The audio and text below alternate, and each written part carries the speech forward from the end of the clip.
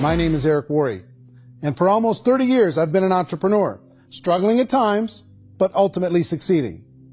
As a best-selling author, speaker, and business owner, I've spent my entire career helping millions of people around the world to become entrepreneurs. And I believe strongly that there is, in fact, a better way when it comes to how we make a living.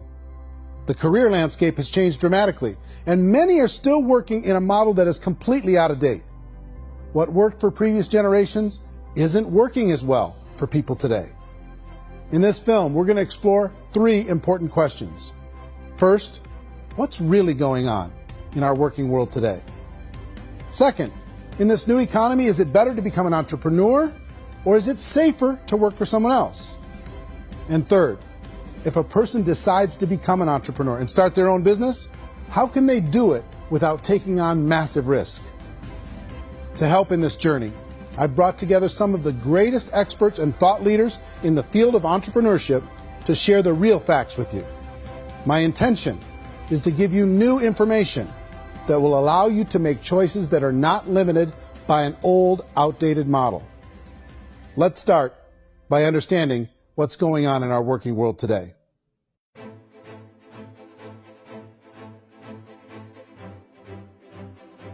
Let's look at unemployment. 30–40% of the people are honestly not working, but would be working.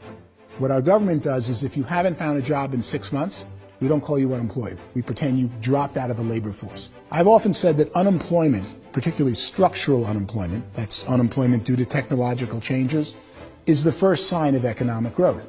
Think of it, 10 people live on an island. They go out every day and fish.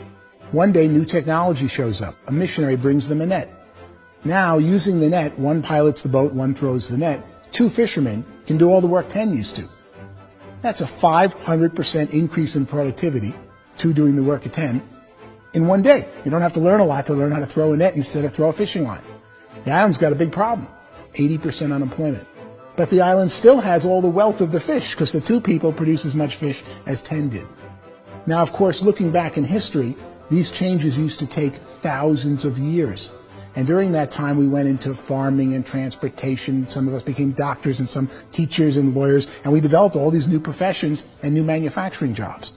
Today, these changes are occurring literally in one day when a new technological advance occurs, and we don't have the social structures to deal with it or to retrain the unemployed people. So one of the things that I think is interesting as I travel across the country and really travel around the world is the way that we work and the way we get paid for work is changing pretty dramatically.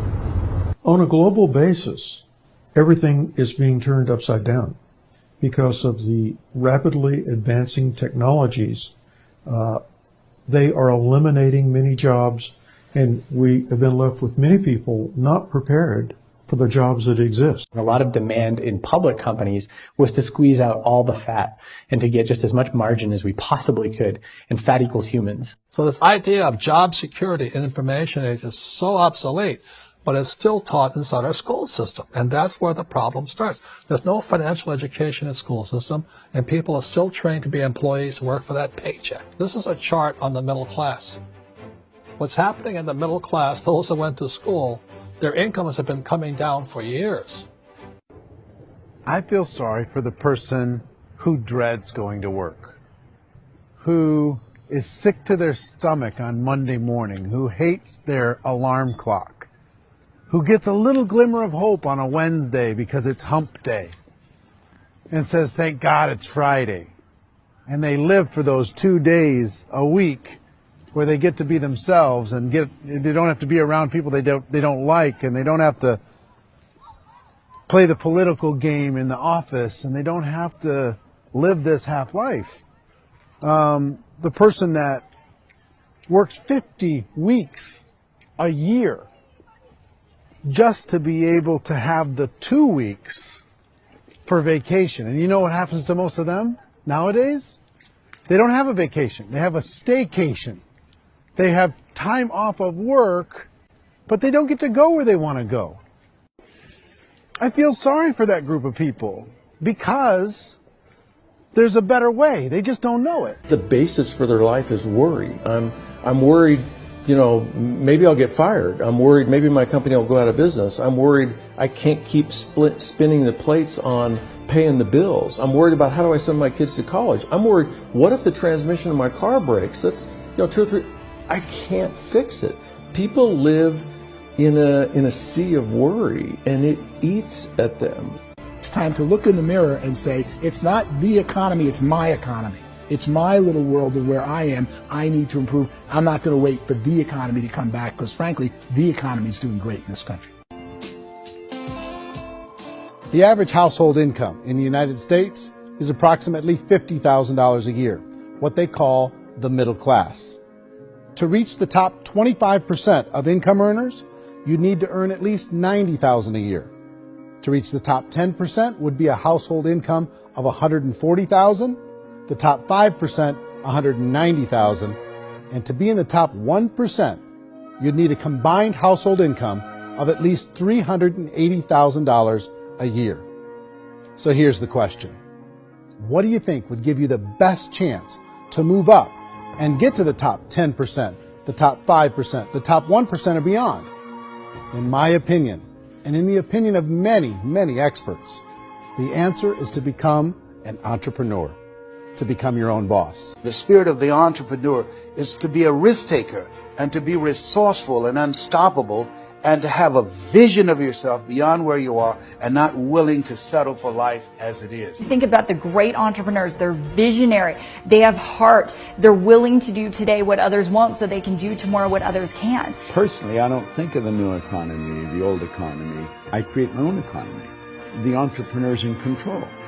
I decide what the economy is going to be like. In the world of entrepreneurship, there are no limits. You can make as much as you want, depending on how much you want to work and how smart you are and how great a team you put together. There's no more lifetime rewarding business than being an entrepreneur. Why in America, where anyone could be anything, would people want to give up their freedom and become effectively a modern-day slave, told shut up and be here every morning at 7:30, leave at 5:30, and do what I tell you? And most people say, I'd love to be my own boss. 70% of Americans would love to be their own boss, according to recent polls. But they don't know how to get there. Because what are you going to do? One, you could buy an existing business. If somebody's selling an existing business, you have to ask why. Usually because it's probably hard. It's probably not making as much money as they hope. Two, they could buy a franchise. A little less risk, proven system, but it's expensive to be able to do that. Three, they could start something from scratch. And that's where a lot of people feel like, I don't have the chops to do it. I don't have the money. I don't have the product idea. I don't have the expertise. I don't have whatever it's going to take to be able to get there. And I can't risk my family to do it. So, fourth, they could become an investor. A lot of people in this town invest to try and figure out a way, but you got to be pretty smart with that game too, right? People that start their own business, they spend a lot of money, they spend a lot of time, a lot of effort to get things started. And the more you invest on the upfront, the harder you typically work at it.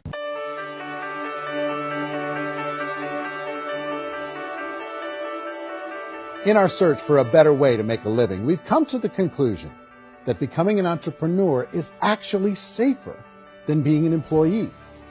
And through our look at the entrepreneurial options, one particular path kept coming up from expert after expert. And I think most people will find it surprising because it's certainly a non-traditional business model. That model is for people to start their own business and become an entrepreneur through the creation of a network marketing business. Some people call it direct selling because the product is being sold directly from the manufacturer to the end consumer, cutting out the middlemen. Other people call it multi-level marketing, or MLM, because there are multiple levels of commissions paid. The most common term today is network marketing, because network marketing best describes using a large group of independent distributors, independent entrepreneurs, to move a product or service more efficiently.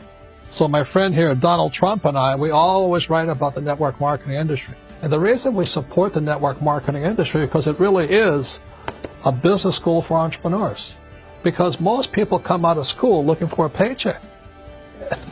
Oh, that's terrible. I went to network marketing like that. I think if it didn't exist, we should invent it. It is that good. I think direct selling is a great way to do business today. It's very easy to get into that industry, and you can be self-employed, be, in effect, an entrepreneur. A traditional company will spend up to 50% of their total revenue on marketing. Network marketing companies use a different approach. Instead of having all that extensive marketing expense, they utilize a network of independent distributors to do the marketing for them. Now, why do they do this? First, because word-of-mouth advertising is so much more effective today than traditional media advertising. Second, some products need to be explained or demonstrated, and an independent salesperson can do that more effectively than an ad campaign. Third, it's completely efficient. The company only pays for the marketing of their product if a sale happens and not before.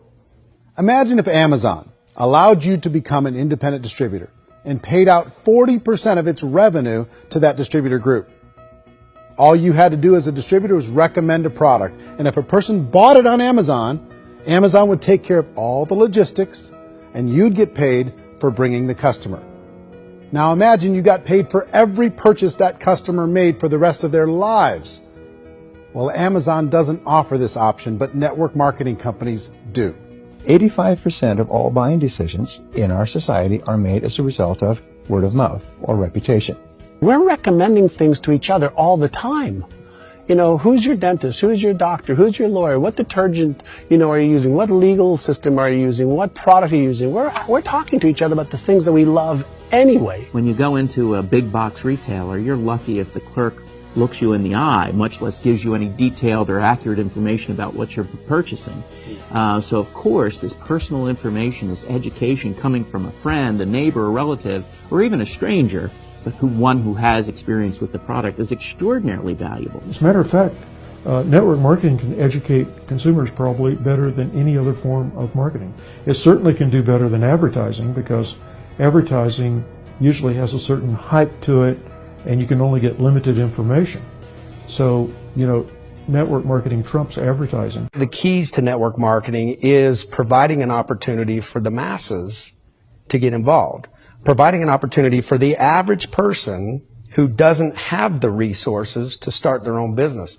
All of this so far is fairly straightforward, but network marketing offers another benefit, and it's this benefit that makes it so interesting for entrepreneurs. Network marketing allows a distributor to build their own network of other distributors and then compensates them on the sales created by that entire group. Direct selling is, at its base, very simple. It's the sale of a product or service to an individual on a face-to-face, one-on-one basis, just the way we're talking right now. But there's an important element as well, and that's the offering in conjunction with that sale of product, the offering of an opportunity for someone to make something of themselves.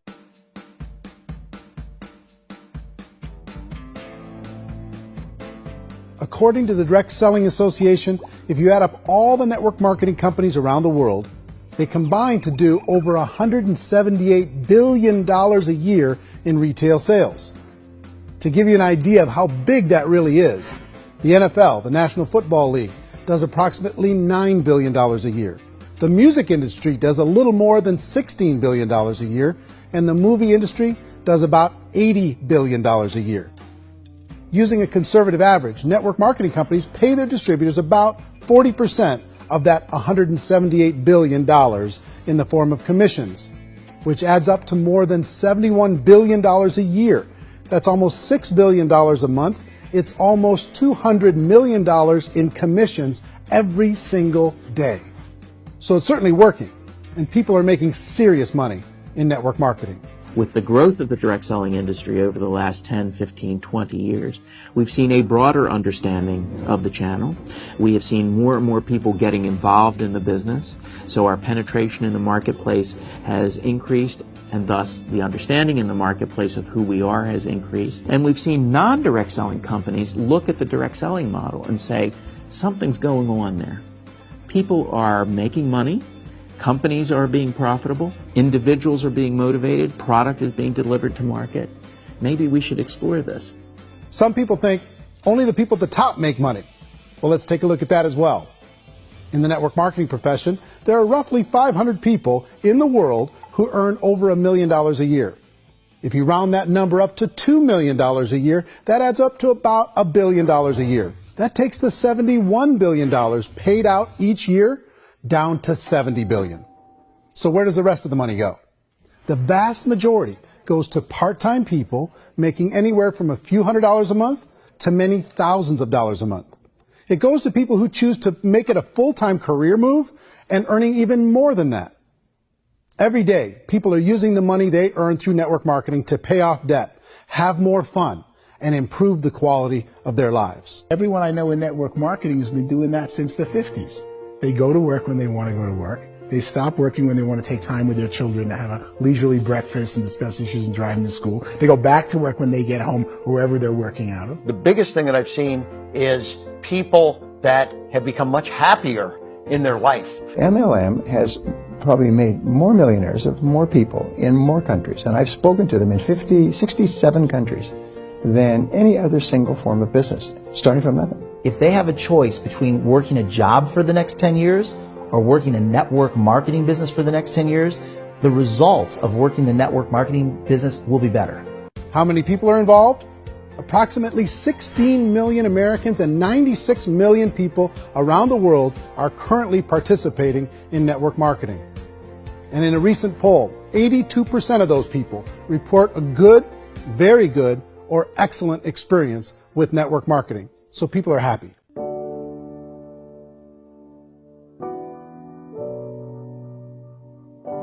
So I've taken a look at the network marketing profession and really tried to understand why so many people are confused as to the validity of this as a business. One is this pyramid shape. People get really messed up with this pyramid. Oh, it's one of those pyramid things. So I just think there are a lot of haters out there who really don't understand the industry and say, oh, it's a get-rich-quick scheme. It's a pyramid. Well, corporate America is a pyramid scheme. You know what I mean? It goes like this. You have thousands of MBAs, let's say working for Ford or General Motors or Coca-Cola. If all these MBAs are all trying to get to here, that's a pyramid. Only one guy's going to make it. Every 10 years, one's going to make it. Whereas you look at network marketing, it's like this. So you're here, and your job is to develop other CEOs coming up behind you. So it's an inverse pyramid. It doesn't matter what shape the company is or the compensation plan is shaped, whether it's a circle or a pyramid or a triangle or a trapezoid, it doesn't matter. If compensation is coming primarily from recruitment, then you've got a problem. On the other hand, if an operation is basing their compensation to participants on the basis of sales, even when those sales are generated by people you've recruited, well, then you're a perfectly legitimate enterprise. That's the legal test. It's the practical test. People start talking about 99% of people in network marketing don't make any money. Well, we've talked about that over the course of this journey together. Almost $200 million a day is being paid out to network marketing distributors around the world. The naysayers, the people who say that it doesn't work, are usually the ones who just don't know how to make it work for themselves. And so they're giving you an opinion, and I tell people, don't confuse people's opinions with expertise, because opinions are free. And don't confuse sincerity with the truth, because people could be sincerely wrong. But here's the reality inside of network marketing. The vast majority of people that get involved in network marketing just become customers, and they get involved to be able to purchase product at a lower price. If you take Costco as an example, if a person goes into Costco and gets a membership to Costco so they can get a lower price on the product, we don't call that person a loser because they have a bunch of product that they walked out with a smile on their face. Yet when some people want to take a look at network marketing, they say, well, those people, they're just using the product and they aren't earning an income, so they must be a loser. They're not a loser, they're a happy customer. That's the vast majority of people that are involved in network marketing. Now, a smaller percentage of those people decide to go build a business. They earn $300 a month, $500 a month, $1,000, $2,000.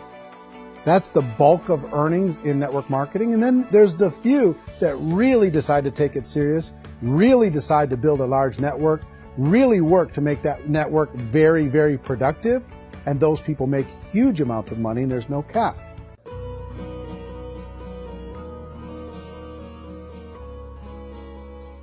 It's light years better for people starting today than it was even 5 years ago. I think it's more widely accepted now, and people understand it is a business. It is being an entrepreneur. It is being a business owner. Our belief system is based upon our evaluation of something, and frequently if we reevaluate a situation, our belief about that situation will change. The industry has changed and it's grown up. It's totally transformed. You've got young people today that have grown up with social media, and they understand networks. They understand how people are connected through technology, and they understand how money flows through those networks. So when they see network marketing, they don't see it the way their parents saw it. It's like when they design a computer program, they design the program, then they run it, and then they go back through and they debug it. The MLM industry has been debugged. This is the day of being virtual, being able to run a business from your mobile phone. I mean, it's incredible. Companies are getting smarter. They're implementing more consumer protections. They're implementing more compliance training. They're doing more with respect to product research. If you do get involved and you make purchases of inventory, even on a voluntary basis, if you decide that this business is not for you, you can leave and have that inventory repurchased by the company. There's no other business that offers that kind of protection on a voluntary, self-regulatory basis.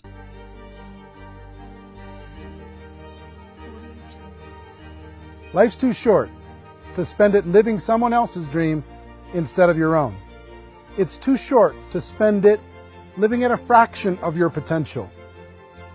Can being an entrepreneur be a challenge at times? Sure. But here's what you get in exchange. It can be yours. Something that you built, something that you created, something that you made happen. This balloon represents your dream. It represents entrepreneurship. My wish for all of you is that you would reach out and grab it.